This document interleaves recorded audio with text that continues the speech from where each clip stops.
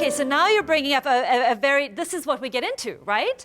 Because we get into this mind frame where we get extremely attached to our strategies. Because in this world of what is wrong, most of us, we're very clever people. We have a solution to what is wrong. We know what's going to make it better. And then we enter into dialogue with others with our solution in the frame of domination. I have to get you to see it my way. I've got to convince you that this is the best way. And instantly, the way in which we are communicating with one another, the way I position myself, is to convince you, explain you, win over you, and get my way. And so when we're in that mind frame, it's difficult for us to see options, and it's very difficult for us to work with one another creatively. Because what I am doing is I've turned you into an object, and I relate to you as an object, as opposed to another subjective reality. And then this denial of choice, which happens in institutions and systems, then I also sometimes treat myself as an object. I get disconnected from my own power of choice and empowerment in every situation, and I take on the role of simply being the implementer of some authority figure's stuff. And then we have genocide in its extreme version.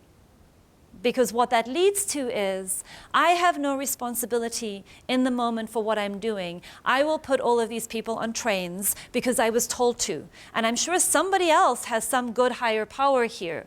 I will go ahead and go off to war and shoot all of these people because somebody else is telling me that this is a good thing to do, and my job is to follow directions.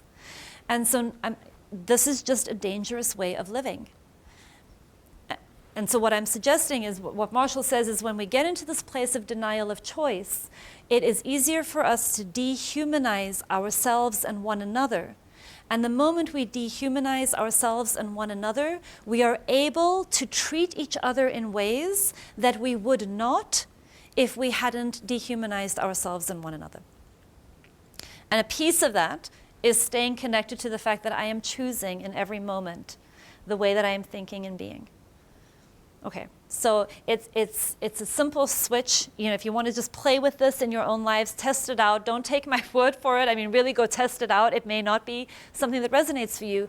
But what is it like when every time you tell yourself, I have to blah, blah, blah, you take a moment and say, wait, I'm choosing to get up at 5 in the morning because these are the needs I'm trying to meet. Or I choose to go to this job that I really do not enjoy and causes me a lot of strife because there are needs that I'm trying to meet that are important to me that make it possible for me to tolerate this discomfort.